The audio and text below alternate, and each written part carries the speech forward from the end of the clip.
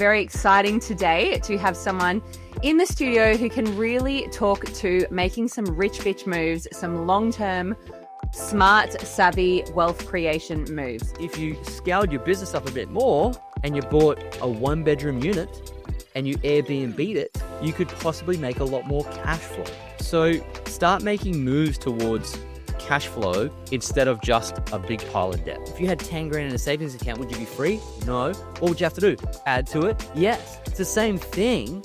It's like fertilizing the money tree. You've got to put more in it. The more you put in earlier, the bigger the tree grows over time because of the compound effect of growth. So the more you put in sooner, the bigger the tree gets in the next 30 years. The simple lessons and simple concepts are the best. They're just underestimated. See, our brains are so complex. We like to make things complicated, and we mistakenly think that the more complex a concept is, or the more complex an investment is, we get more points for it. And it's completely wrong. You don't get extra points. It's not like the Olympics where you go and do this high dive and have all these twists. You don't get extra points for complexity.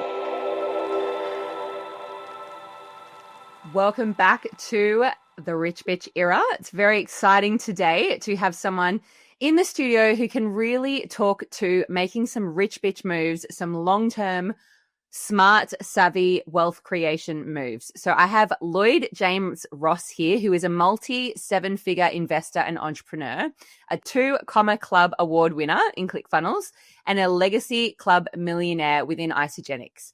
And Lloyd has authored 3 books. You may have heard of them. Money Grows on Trees, which is about wealth building, which is really made simple. Money Buys Happiness, The Truth About Money and Fulfillment. And Become Time Rich, which is his latest book published by Wiley. It's about to come out and we're going to talk about it today. And he hosts the acclaimed Money Grows on Trees podcast with 150 plus 5-star reviews. He's a dynamic international speaker. I've seen this man speak on multiple stages before and learnt a lot from him. And outside of business, he enjoys writing, traveling, managing a multi-million-dollar share portfolio, and lives with his wife, the beautiful Alicia, and their sausage dog, Elvis. So thank you so much for being here today, Lloyd. Really appreciate it. Yeah, Jess, thanks for having me on. I love the name of the show. Rich Bitch. So good. Because you know what? It used to be Wildly Empowered Women, and I love empowering women, but that season is done, right? That's why this next era is really like, let's empower everyone to make some rich bitch moves, which is, it's not, a rich bitch move is not like buying a Louis Vuitton handbag. It's actually investing in your net worth and longer term wealth strategies, which is what I love talking about. And sometimes that means not being able to afford designer clothes for many years because you're knuckling down and like, you know, investing in your future. So let's start there. Why does money excite you so much? Like, of all the industries and careers in the world that you could have gotten into, what attracted you into this industry? Well, it's not like I set out to do it. It's just you find gaps in the marketplace that need filling. And I noticed that this financial education or financial IQ space needed filling because I grew up reading all the books on money. I grew up with, idols like Warren Buffett and Charlie Munger. And I read Robert Kiyosaki's Rich Dad, Poor Dad when I was like 16 and many other books. And so money was always something I found was important. I endeavored to manage it as well as I could and invest for the future. And my prerogative was to become financially independent of a job. That was like why would I not want to do that? Because my real highest value is freedom. So money was part of that plan. And it wasn't until I got into network marketing and started having success there that I realized that most people haven't placed a value on financial education. And I was like, what do you mean you don't have an emergency fund? Like, wait, what? Like, what do you mean you don't understand that you've got to underspend your income? What do you mean you don't have to buy assets? What? And so it was like a foreign body to me to see the people that hadn't invested in their education. And so I thought, you know what? I was already teaching people that anyway. So I thought I can build an education business here doing this. And that's how it evolved. Awesome. And what do you find the most empowering? Like when you get off a phone call or you have a moment in your business where you're like, oh my gosh, that was so fulfilling. What is that moment for you? I think anyone who helps someone have some sort of breakthrough or aha moment or experience that enhances their life, you get that feeling of like, I'm making a difference. And I always think, I want to be the person I wish I had when I was younger. And that's where I try and endeavor to be that person to other people, because I know how challenging the come up can be, and life in general can be. And I want to be, you know, I want to help people and guide them. It feels good. I've got a natural spiritual gift in teaching and exhortation, and cultivating those spiritual gifts brings me the most joy. And yeah, I think my business partner summed it up pretty well. He said, "You know what we're doing here?" I said, "What's that?" He said, "We're raising the level of consciousness of the world." I was like, "I really think of that," because if you can help many people level up their skill set, mindset, their paradigm about money and wealth, it has generational consequences for them. And yeah, that's what we're doing here. So it makes you feel good. Yeah. I love that. Yeah, it's contribution, right? And like creating money from impact is always so fulfilling too. It's like, that saying of the more money you make, it's directly related to the impact that you have had. Of course, yeah. If you can scale your message and you're getting paid for that message, it's valuable enough to be paid for, then as a byproduct, you'll scale your money because your message is being scaled. And thankfully, in 2025, we have so many incredible pieces of software and platforms to scale the message that it's a lot easier now than what it used to be. Yeah. What is your one message right now? If you were like about to give a TEDx talk and they were like, you've got 5 minutes, what would your message be around?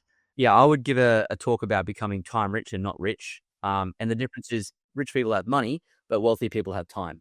And so I would give a talk about the fact that being wealthy is not being busy, and you can actually achieve more by actually doing less. That's where I'm at personally with my life, and I've positioned my life accordingly. And I was having a chat with our friend Morgan Nelson in a car. We went to Tai Lopez's house in Hollywood like a year and a half ago. And we're on the way to his house, and we do this quick values test in the back of the car. Morgan's like, "I want to do a values test on you." I'm like, "Okay, what? Okay, hit me." And he asked me a few questions, and he said, "You know, what's interesting?" I said, "What's that?" He said, "You're the money guy," but he said, "Money is not a high value." It was more of a freedom thing for me. And so I have positioned my wealth building strategies and our money and our lifestyle around more time freedom than I have around scaling money itself. Any opportunity there is for me to make money or create more time, I always gravitate to the time.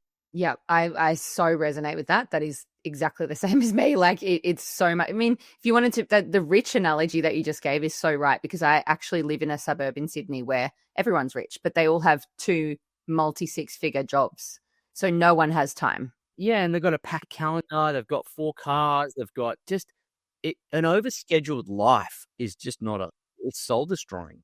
I read a book once called The Ruthless Elimination of Hurry. My business pastor, there's a church we go to, and we had a business pastor there, and he put me under this book called The Ruthless Elimination of Hurry. It was complete life transforming for me, because I came from an entrepreneurship background of hustle. And, you grow up listening to Gary Vaynerchuk. It was like hustle, hustle, hustle. Without a doubt, you've got to work, but you don't actually have to hustle. You can actually work methodically and actually achieve more. And when I was at the ClickFunnels event last year in Orlando, picking up that one of the awards, and Jocko Willink was one of the speakers who was leading the Navy SEALs in Afghanistan and Iraq, and famous talks, leadership coach now. And he said, it's interesting. You can be tactically correct, but strategically wrong. And I was like, whoa. And most people who are time poor but trying to build wealth, they're doing all those things. They're doing the hustle. They're like, but strategically, it's misaligned. And what I learned was if you're strategically correct, then tactics don't matter as much, or you can do less of them, which was fascinating to discover. And that's what I like to talk about now. Okay, so for the women that are, already earning 6 figures, already doing quite well, they might have businesses, they might have, careers, or maybe a hybrid of both, but they're not really investing. Maybe they've got a property, maybe they've got a mortgage, but they're not really investing because, they don't really know where to start, or they don't really know what is worth learning the skills of. What would you say to them is worth putting the time into to learn in terms of investing? Well, it depends what they want. People who buy assets, and assets are things that produce income and grow in value, the objective of having them is to win back your time. That's what happens when you own more assets. than liabilities. So I was on a mission always to have financial freedom and independence, irrespective of a job or a business. So I knew I had to have an X amount of assets. Like I had to have at least $2 million of net assets producing income for me that gave me a chance at just being completely free. So if you don't want that and you love just the adventure of life and you love to live life on the edge and you're a high risk taker and you don't think beyond tomorrow and you just think, oh, I'm going to die anyway and you YOLO it, then I don't think assets are for you. But if you're someone who likes to plan for the future and thinks statistically you're going to live till you're about 90 years of age, which would be an accurate statistical analysis of life, if you're that person and you don't want to work forever and you don't want to have to hustle and you want to have freedom, then assets are a good idea. The challenge arises with, well, what assets do I buy? Because most people, again, aren't taught financial education or anything to do with managing money in school. So they have to piecemeal it together with whatever they find on the internet. And there's only a couple of things that would be prudent to invest in at specific times. And it would be small business, which if they've already got, then they may buy another small business if they want to. Stocks, which is a public business or a public company, which is effectively still a business, but you don't run it. You just own the shares in it, like Commonwealth Bank, for example, or Wesfarmers or Telstra, whatever it is. You can buy shares of the company and then you get income from the dividends, and hopefully over time the company grows. So you can buy shares, or you can buy property. Under certain circumstances, I think property is still good. It's just that right now it's just in a huge bubble. And quite often property takes a lot of cash flow away. You have to actually have a debt-free property that's producing income to have the benefit of time freedom from the property. And you have to have a big enough share portfolio to produce enough incomes to give you a good income. But of course, every 1,000-mile journey starts with a single step. So you have to learn to take the step. But outside those assets, property, public shares, and private businesses, everything is not touchable. Like, I wouldn't go there. It's just not even worth. People are like, oh, what about what? No. Maybe bonds, but not really, because the reality is they don't outperform those other asset classes. And I think if you just learn that, it's like, oh, there's actually not as much out there as what I thought. Not only is it better for you and you'll get better returns, but it just gets away all the noise and all the rubbish and all the rah-rah, and it just alleviates this stress and anxiety you might have about investing. Because at the end of the day, it's so easy. You either buy a property or you buy a group of shares or a private business, and then you're done. Like, what else is there? There is nothing. Okay, so say my goal was to increase my net worth, which it should be for everyone, because that means that obviously your assets are higher than your liabilities and your net worth is growing year on year. So that was do you think that's a sound goal? Actually, let's start there. Well, if you're growing your net worth, that's obviously something very measurable, which is great, because if we can't measure it, we can't manage it. And growing your net worth is the level that you're growing your tangible assets at. Now, we can't measure your brand, your personal brand, as something that's growing. I know lots of friends who have put all their money into their personal brand, and then 10 years later they've made squillions of dollars. But during that period, they didn't have any tangible net worth. So your tangible net worth is what we can measure with your net worth, and that's your assets, your hard assets or your income producing assets that aren't your business, minus your liabilities, will equal your net worth. And to measure your net worth would be to measure the ability for you to make money while you sleep. And that's really all you're trying to measure with the net worth equation. However, some people have a net worth of, say, 3 million. Like I talked to a lady about 4 or 5 years ago, and she said, Lloyd, I've got $6 million worth of property in Melbourne, and we owe about $3 million of debt on it. But I'm living paycheck to paycheck and trying to scrounge around for a second job. So if we measure her on her net worth goal with 3 million, is pretty good, really good. But then all of a sudden she's bankrupt when it comes to her life and her time. So do I think it's the be all and end all of life? No. But do I think it's a wonderful way to measure your tangible, your ability to buy back your time or have some time freedom from your assets? Yes, I think it's a great idea. And if you wanted a goal to hit for what that would produce in terms of passive income, would be at least $2 million. But again, if it's $2 million in a property and the property is producing, $1,600 a week in income, then you're getting operation costs of, say, $200 a week or $300 a week. You're down at $1,300. Then you got to pay tax on that, so you're down at $1,000. So a 2 million property will net 50 grand a year into your pocket. And you got to muck around with it. So that's one option. But if I was to put, say, $2 million into a specific type of index fund in Australia with a high yield and franking credits on the dividends, then I could possibly get 85 to 90,000 in my pocket. Just because you have a net worth of 2 million doesn't automatically mean you're going to have time freedom. It depends what the asset is, where the net worth sits, how much cash flow it's creating, how safe it is, and how durable it is to continue on into the future without your interference.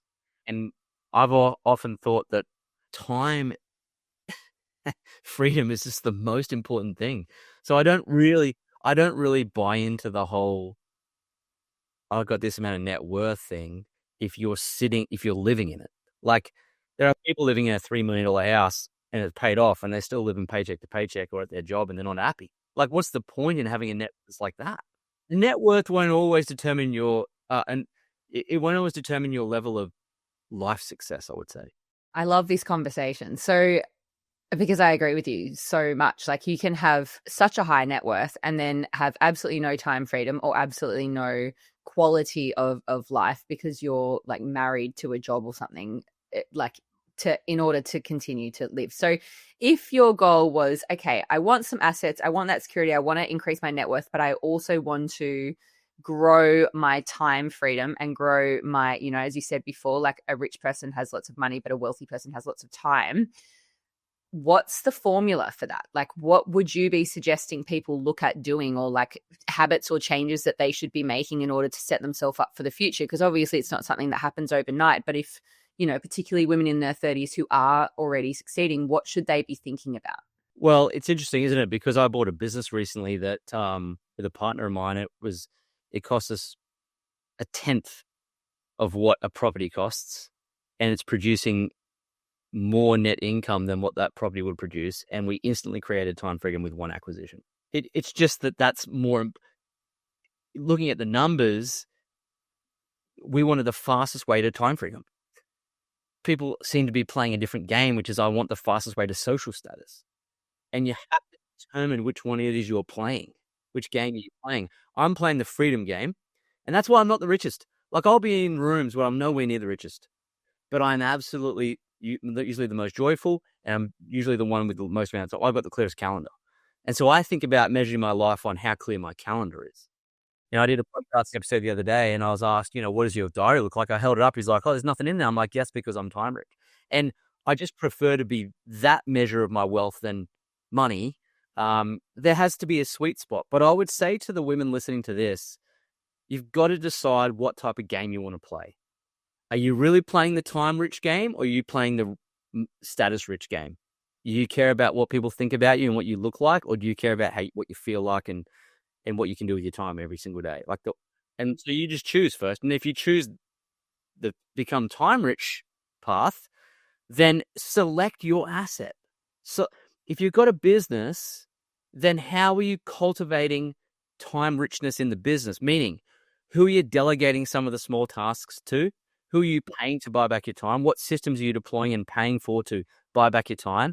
And how are you taking that extra capital or cash flow from your business each month? And what other assets that produce income are you buying methodically over time with that money? Because if you don't do that, you're just going to have a pile of money grow, or you're going to spend it all.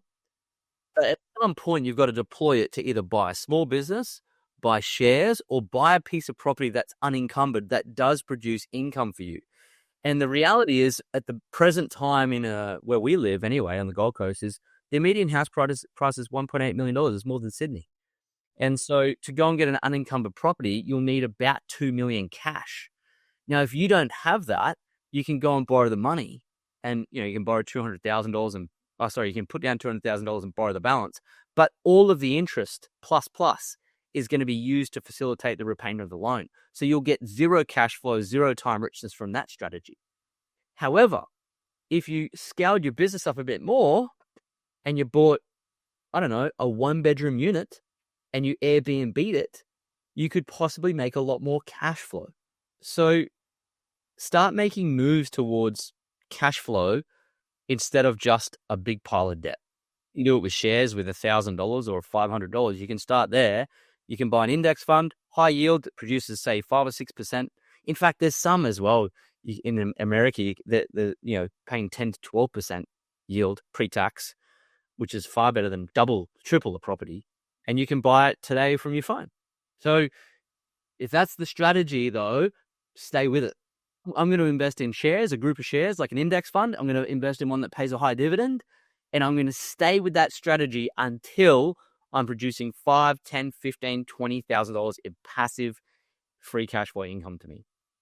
That is a good goal, right? And it takes time. Like the day you start, it's like the old saying, the day you plant the seed is not the day you pick the fruit. Like, oh, I bought my first shares, and when I'm going to retire, I'm like, probably 10 years, 15 years. Like, go spend your time on your business to get more free cash flow to buy more money trees. And you got to plant one. You got to start. You got to water. We've got a multi-million-dollar portfolio, and I started with $2,000, and I bought Westpac bank shares. That was my beginning. And I think people, start. Oh, where's my $2 million I can begin with? No, it's just like start all and then build up on that. You can either buy something you can't afford and pay it off, aka property, or you can buy something you can afford and build it up. I was just more interested in building it up than buying something couldn't afford and paying it off. Yeah. And so let's go with index funds, because I feel like that's a very attainable way to invest, especially given, a great example with property. Like most people are going to be like, well, I just don't have 200K to drop, but I probably have like 5-10K to invest into something. What's the best way to learn about index funds? And, you say doing it from your phone and whatnot. So if you knew what you were doing, can you do it? Like, is it something you need to do on a daily basis, or like, what's the actual time investment of investing that way? Oh, the time investment is minuscule. Like, what you've got to understand about an index fund is a company like BlackRock or Vanguard or Fidelity, they craft the fund. They've actually built the fund. And so when you invest in the fund, they're taking your money and they're buying specific public companies or stocks with your money. And you can buy index funds that have got 300 companies in one, or 500 companies in one, or 2,000 companies in one. So they're very diversified just by themselves. But each fund will do something different. So they craft and build these different funds to achieve different investment objectives for the investors. But if you were to get just a regular, sort of market index fund in America or Australia, whatever it might be, you're going to have the best companies in the country in one stock. And that allows you to be fully diversified instantly without you having to be a stock picker, an analyst, or anything like that. So it takes a lot of the guessing out of it. It takes a lot of the business risk out of it, meaning one of the companies goes broke, you don't lose everything. And so it takes a lot of the non-systematic risk out of the investment. And so the only risk you have left is market volatility risk. But if you have a long-term investment horizon and you're not an idiot and sell it when there's a market crash, like some people do, then you're going to do fine. You just have to have that mindset and understand what you're buying. But you're buying pieces of businesses, right? So an index is super simple because you can open a brokerage account on your phone. You can put $500 in there and you can buy one share or 10 shares of an index fund that you choose, and you're off and running. You're off to the races. Like it's literally a 15-minute thing to start. And then every month or every quarter, you're just topping it up. It's like the best way to explain it is like a savings account on steroids, effectively. Because in a savings account, you get 4.5% interest minus the tax, but the money doesn't grow. Whereas if you have an index fund, the chances of you making an 8 to 9% per annum return each year is fairly high, and so you're doubling the rate of savings. But it operates the same way. So when people say, "Well, I've got 10 grand in it, what do I do now?" I'm like, "Well, if you had 10 grand in a savings account, would you be free? No. What would you have to do? Add to it? Yes." It's the same thing. It's like fertilizing the money tree. You've got to put more in it. The more you put in earlier, the bigger the tree grows over time because of the compound effect of growth. So the more you put in sooner, the bigger the tree gets in the next 30 years. But most people don't bother to start doing this stuff until they're 50 or 60. They go, oh, retirement's 10 years. I better start planting my money tree. And unbeknownst to them, they've lost 30 years of growth in the tree. Now, trees take time to grow. You can't just plant it and then voila, it's there. So it's actually about identifying what money tree you're going to plant, aka what what index fund you're going to choose based on what company. And if you choose it and you get it, you're like, great, got my money tree. You've started with 10K. You got to add to it. Of course you do. And it only takes 60 seconds or 2 minutes every 3 months to add a bit more money. It's actually no different to your superannuation. It's in fact, it's almost identical, except that superannuation comes with, tax advantages. So if you have a superannuation fund, guess what? You are already invested in shares. You're already doing it. And guess what? Every month you get paid, or every week when your employer puts a contribution into your superannuation fund, they're doing exactly what I'm talking about. They're adding to the tree over time. And that's why at the end of your life, you're like, oh, I've got a big super fund. Yes, that's because you are committed by law to put superannuation away. And because you haven't touched it and you've added to it over time, and it's in stocks primarily, it's grown with the value of the assets over time. And that's why at the end of your life at 65, there's a big lump of cash there. Investing outside your superannuation fund is a bloody same. The only difference is you don't get any tax advantages. And it's scalable. You can put as much as you want in. Like in superannuation, you're capped at like 27K a year or whatever it might be, depending on your fund. But with a fund outside that, of your own, that's non-tax effective, like a regular brokerage account, you can put in 100 grand a year, 200 grand a year, $1 million a year. But the more you put in now, it allows the money to compound over time. Yeah. Okay. So many questions on this. I love this topic. And because, whether you're in network marketing or normal, like regular business, or you've got a job or whatever, it's like, if everything was taken away from you tomorrow, would you be able to live? Like, do you have passive income supporting you, including if you've only got one passive income stream? What if that stopped? Do you have multiple? And so what I love about this is we're talking about another way to use your money wisely and live below your means, which we spoke about before, like living below your means and investing wisely to set yourself up for the future in also multiple different ways, like not having all your eggs in one basket. So, okay, we've kind of covered like index funds. Is there anything that you look like you're on the edge of your seat to share something there? Is there anything you wanted to add? Well, it was interesting because my wife and I have built a successful network marketing business for 11 years in the same company. First company, right? And been at the top of the game there for a number of years. And what's interesting is at the very beginning, I saw a lot of top earners, their business fell apart a little bit. And not to the end, but it fell because the world of business is like that, right? Every business goes through different seasons. I don't care what industry you're in. If you're a public company, I don't care. I mean, you look at the stock charts of business, they're like this because it's like a battle. And so every business has good seasons and poor seasons, like every farm has a good season and poor season. Now, what's interesting about some people I saw building a business was they weren't prepared for the poor seasons. It's like having a farm and thinking that every single season is going to be perfect. No, the weather changes, the seed's wrong, you just get some bad seasons sometimes, and they weren't prepared for that. And I saw what happened. Their income dropped. They freaked out and panicked, and they lost it all because they had to go back to it, and they just couldn't recover. And so I'm like, well, the way to future-proof that is to take a bit of money that you make from your network marketing or any business and put it away into assets so that when that does happen, you don't shit the bed. And that's the trick to it, not getting in a situation where if you have a bad season, you're out of the game. And also have nothing to show for it. Like if you're earning good enough money that you can invest, go and invest it elsewhere instead of living off that money. Well, unfortunately, what happens in business success, people have never had any money before. The dopamine that comes with it is like, oh my God, I can buy a jet ski now. Oh, I couldn't do that before. I can buy this nice car. And it's very easy to fall in the trap of like buying things to show that you're rich as well. Get validation from other people. And it's a very simple and easy trap to fall into. And we all fall into there in some regards. It's just how deep are you falling in? And you'll always have something to show. Like you'll always have skills, a network, the trophy, the recognition, the trips. You'll always have something to show for it. So it's not like I have nothing. But it's like, where's the money gone? Well, I'm talking assets to show for it. Yeah. But I mean, you got to remember a network is an asset and skills are an asset. So you still have those assets. But yes, the tangible, actual assets that produce cash flow while you're sleeping, those ones, they're not available because you didn't buy them. And you didn't buy them because you didn't think about past tomorrow, because you think every season's going to be perfect. But I can tell you, it ain't. That's why, like we had an event on the weekend, and we're on the stage receiving awards. Not one person on that stage was around 8 years ago.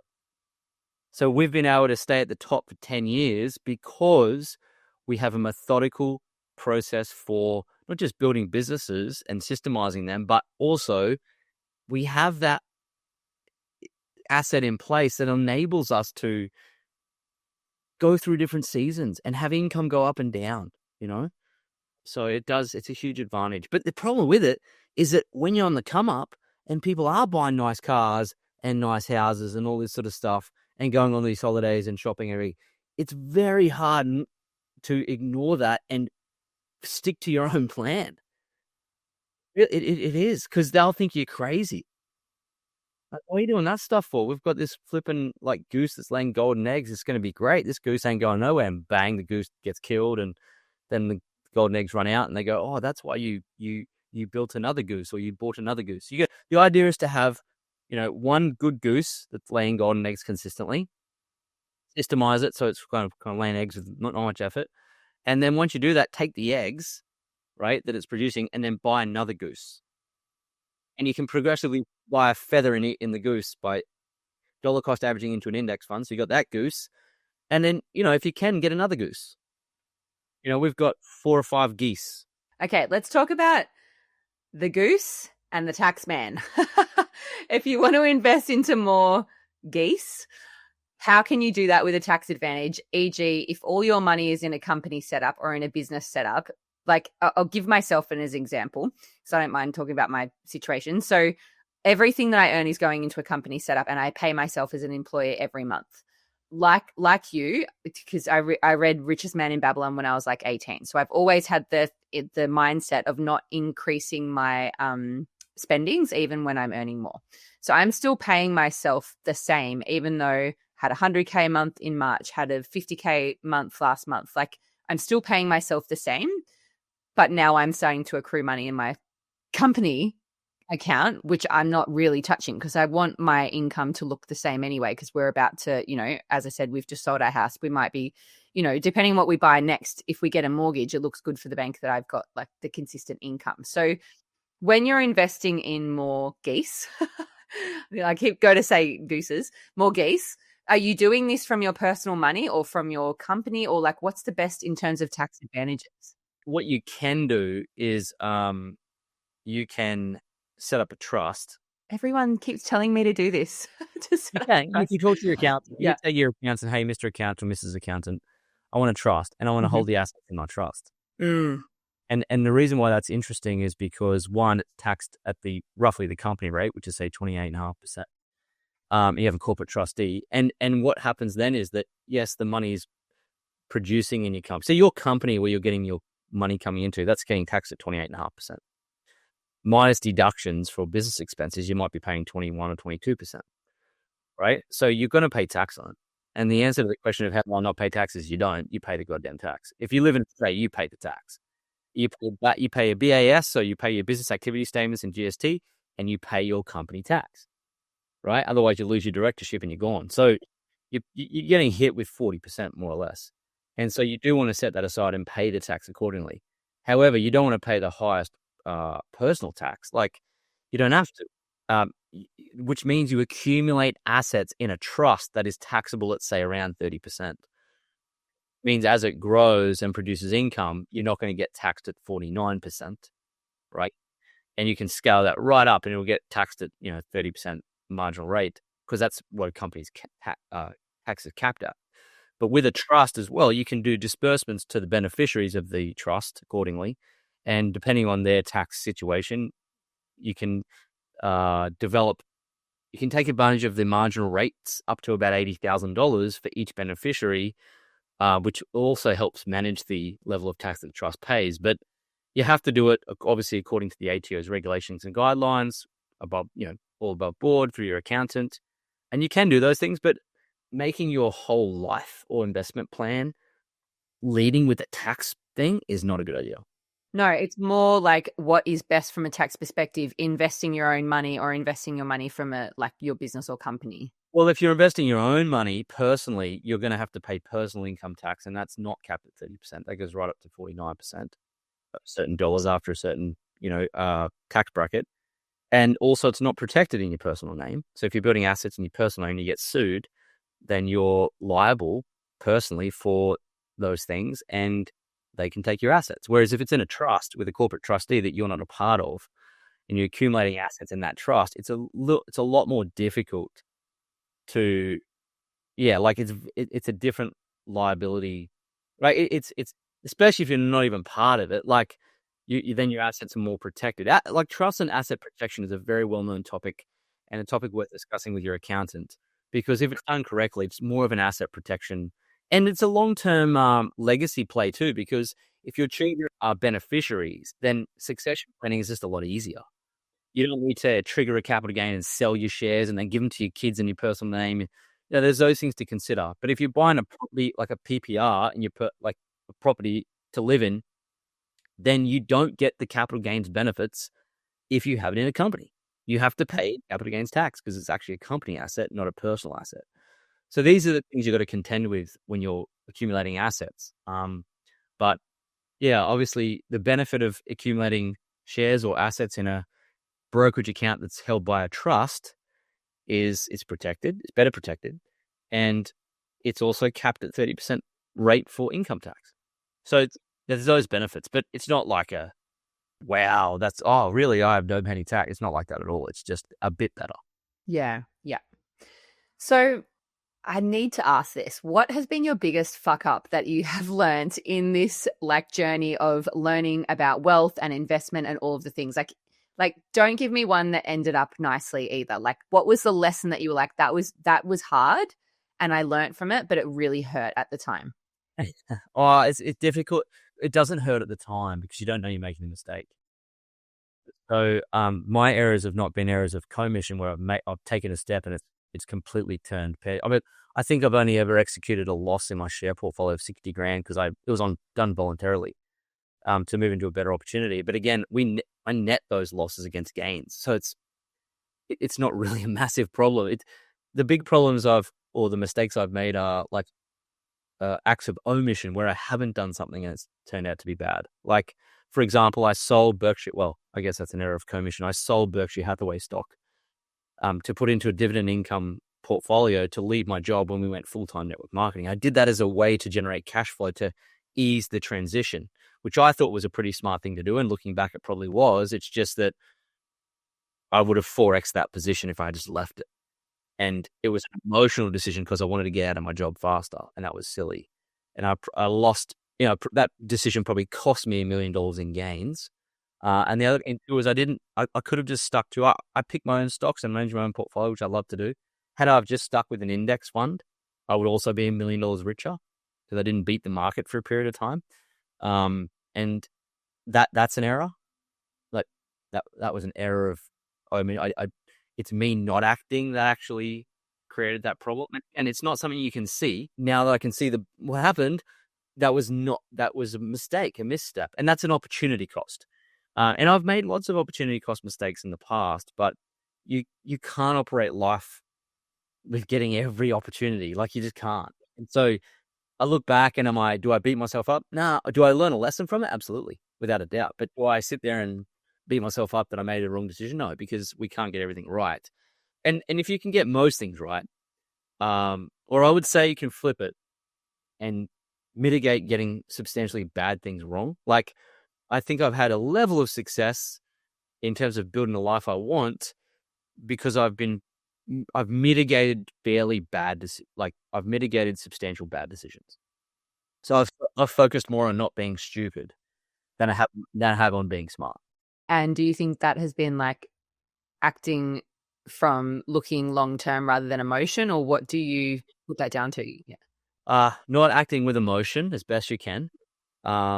Which means if you're angry, sleep on it, then execute the next day on something. And also not taking massive risks with capital that's way outside my zone of competence, and not listening to people, like not throwing our capital into things we don't understand, and not looking for a fast dollar. So not looking for the jackpot, which is what's kept us out of, trading and FX and Bitcoin and things that don't last. So it's a lot slower. It's not as exciting, but it prevents, like, even we don't have any personal debt, right? And so, like, we're more positioned for catastrophe than we are for 100% gains in the next 12 months. We're better positioned to handle a big downturn than we are to handle a steady season. And the reason for that is because I'm built from the GFC. Like, my age is, I was 22, 23 coming into Sydney investment banking when Bear Stearns collapsed. So I was at the beginning of my career when that happened, and I know what happens when bad shit happens in the markets. And anyone who's under the age of, say, 37, 36, they've never experienced anything but up. That's me. I just turned 35. So you wouldn't know, right? Yeah. I'm sure you can't recollect what it was like. So Yep. all they see is, property goes up.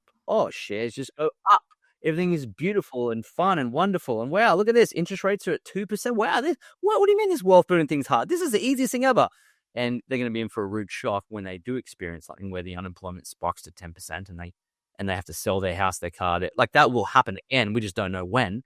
And I think that as a student of history, I just know that's going to come. And I prefer to be less aggressive on the accumulation of wealth and stay in the game for 60 years more than I would be to be taken out of the game. I know guys lost 400 million into zero. Yeah. So based on that, I was actually going to ask this question based on the fact that I know you have lots of clients, you speak to lots of people, you've got a big network, you have been talking about wealth for many, many, many years, but also based on your experience and, what you have seen. What do you think the biggest mistake is that people make in the game? Fast money and FOMO. Like, for example, just because, and then Charlie Munger used to say this, and I loved it before he died. He's Warren Buffett's former business partner. He would say, some games and money. We all play games, right? And money is the type of investing we do is a game. And so people would say, "Oh, look at that game! They're trading pieces of crap, like actual feces. They're trading poop with each other. Wow, that's a fun game. Oh, let's just go play. And I only want to play because my neighbors are playing." Like, it's a terrible game, but because your neighbors are playing, you can't say no. So you want to play every single game, And so now that gold's become like popular because of the uncertainties in the bond market, they're like, I want to play the gold game now. Like, well, you don't have to play every game. You can't dance at every wedding. You have to choose the weddings you're going to dance at. You have to choose the games you're going to play. And what happens to people is they're reactive. They're not proactive. They haven't chosen a path they're going to stick with. And this happens to them in business too. They'll be in a business 1 minute, and then all of a sudden there's another thing, then another thing, then another thing. And they're not really committed to a path. They just want to be what everyone else is doing. It's like being at school ground and you just want to be part of the popular kid group and you just go and do what the popular kids do all the time. And you're not a person of your own life. And you're just playing games because all these other popular kids are playing the games. That's like social media scaled. So Instagram and all that. So that's just the schoolyard scaled. And people can't make their own decisions. They have to be led by what they see on Instagram. It's borderline pathetic, to be honest. There's no one is their own person anymore. And it stems from the lack of them sitting quietly and educating themselves around money and investments properly by reading books. That's getting an education through a proper course. Like, that's how I learned. And that's how I can make my own decisions without relying on anyone. We all have our mentors and we have our trusted close friends we can use as a sounding board. But I'm moving into decisions with a set of rules and guidelines that I've developed by reading books and understanding history and things like that. And because people aren't taking the time to do that, they're kind of running through like a fireworks factory with a lit match. There's no boundaries. Like they're fumbling through because they haven't actually done the work. Yeah. Okay. So let's talk about books, because I want to talk about your book, which is coming out very, very soon. So before we talk about your books, I want to talk about all of them.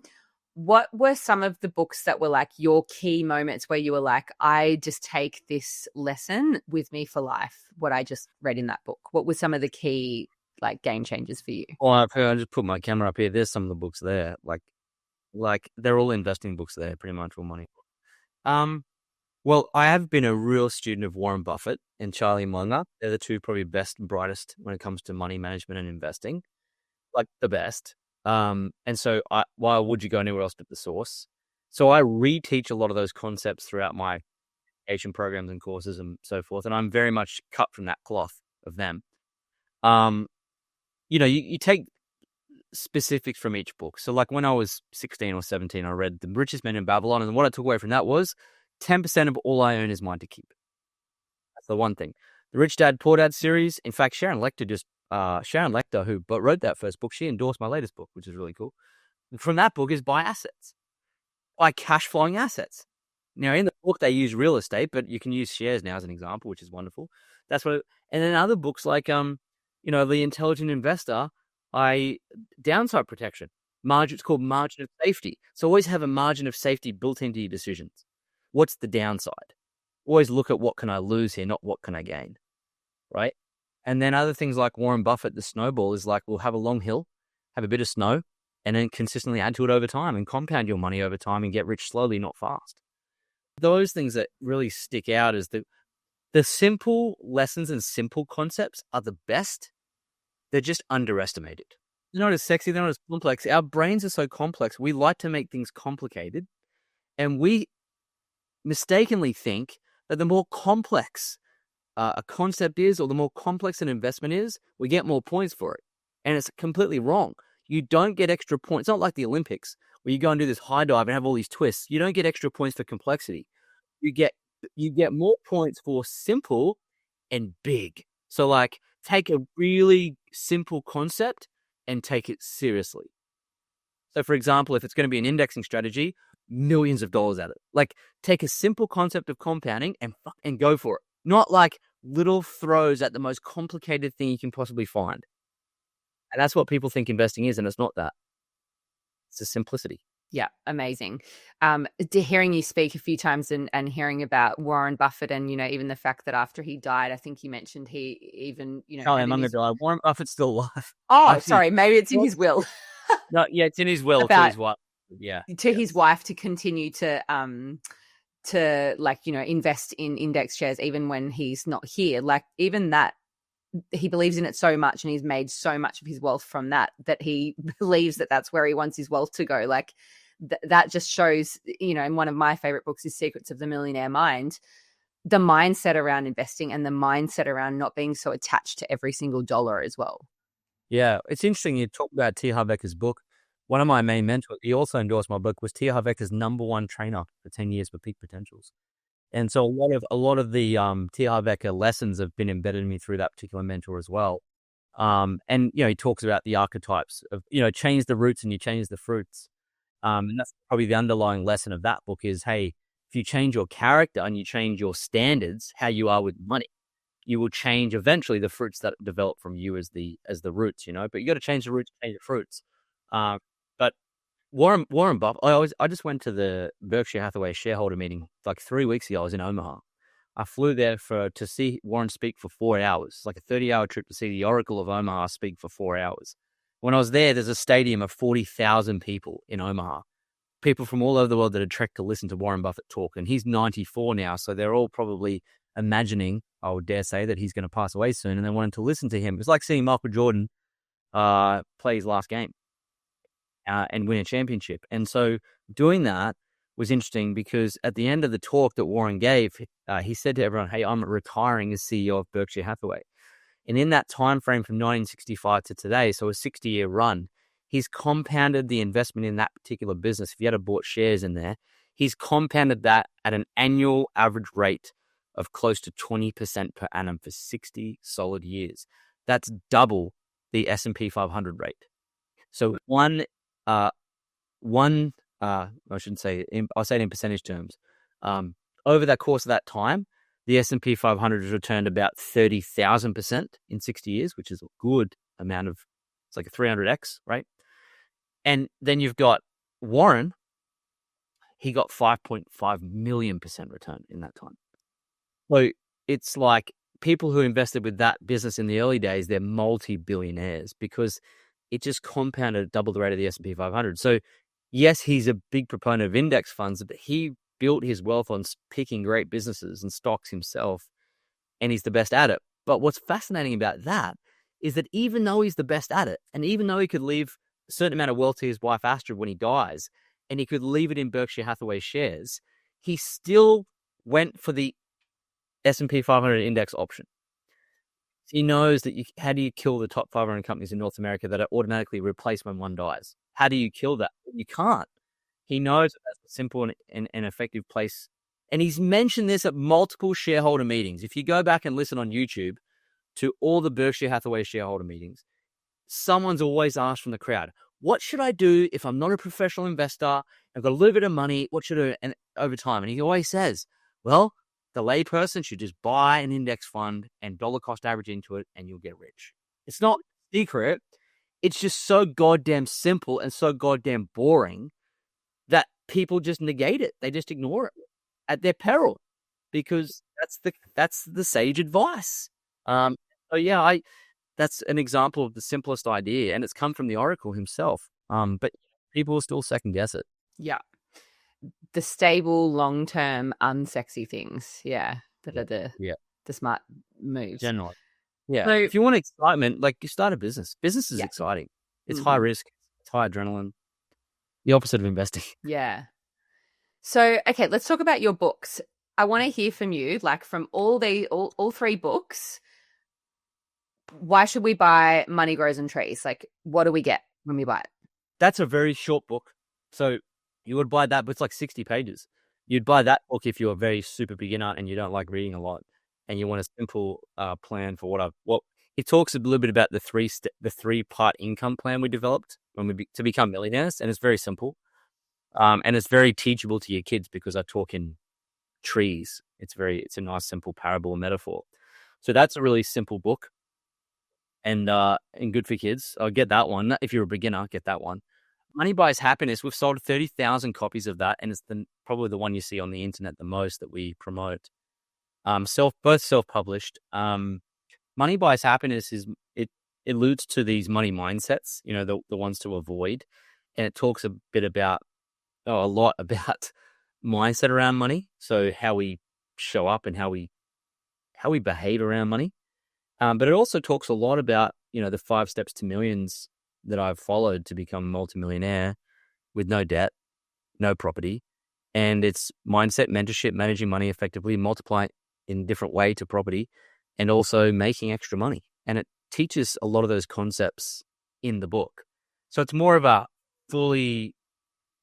a full money summary, right? So go to that book if you're, struggling with the mindset around money. Go to that book if you want a simple structure to follow. It's like a guide.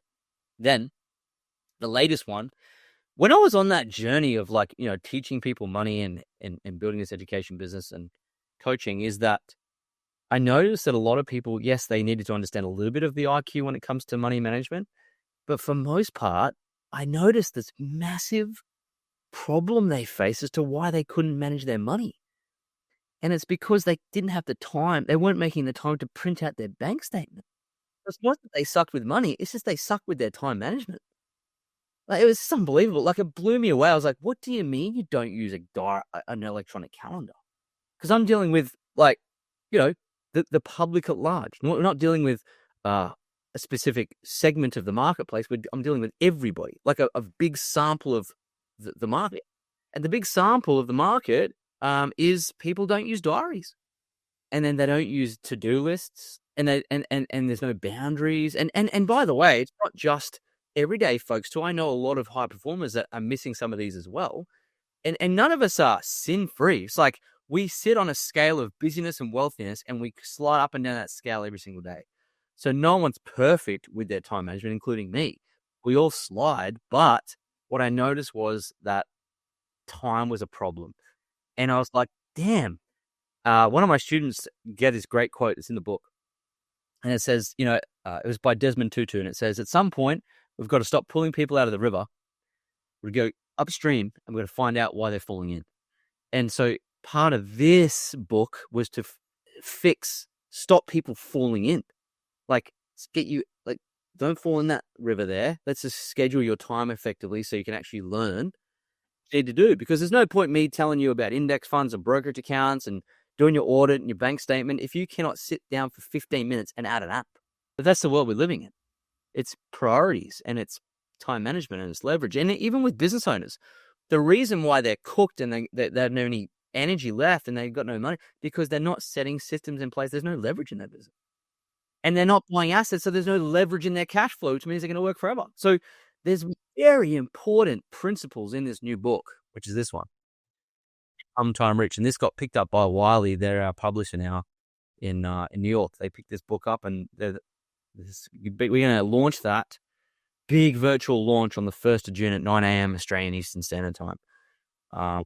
So yeah, if you go check that out, becometimerichbook.com, you can go and register for it. It's free. On the launch, we're giving away $5,000 worth of stuff to everyone that comes, and I'm going to give cash away. It's going to be awesome. But yeah, it's really just about helping people with their time. Amazing. So we'll put the link to the book in the show notes. Where else, can people find you or work with you? Like, what capacities are you holding right now? Yeah, so if you go to my Instagram, Lloyd James Ross, that's probably the fastest way to find me and tap into my content. I got a YouTube channel, free. My podcast is free. Loads of valuable content there, but just by itself, I'd say start there. If you end up grabbing Money Buys Happiness, which would be a good first book to start with. Yeah, we have programs, but you have to be a reader of my book and schedule in some calls and talk to the team before you qualify to come in. So if you want to work with me, you are welcome to, but you have to go through that process. Amazing. Thank you so much. Is there anything that I haven't asked that you're just like, would love, you're on the edge of your seat to share with, particularly knowing that it's like savvy, driven, women who love money and want to really get ahead long term? Great. Well, if you're savvy and driven and ambitious, generally speaking, you're in a hurry. And that's fine when you're building a business. You've got to have an urgency. But I would say two things. One, you don't need to be in more of a hurry to make more money in your business. In fact, perhaps you need to be in less of a hurry and just let other things grow your business besides your toil. That's the first thing. The second thing is, business owners, we're generally in a hurry because of urgency. It's the opposite of what you need to do when it comes to investing. So yes, be in a hurry today for your business. Be in a hurry to get your cash. Be in a hurry to sell your brokerage account, start investing. But please do not be in a hurry to watch that tree grow. Do not be. And be totally attached to the process of building wealth, not the outcome. Love that. Thank you so much for joining us. So many nuggets of gold in this. I hope that everyone's had a pen and a paper reading this, listening to this. So cannot wait to read your book. I've actually got it on pre-order, so I'm really looking forward to that. And thank you so much for your time today. You're welcome. Thanks for having me on. I've loved it. It's been great, and I'll see you soon. Awesome. Let's have some rich bitch moves.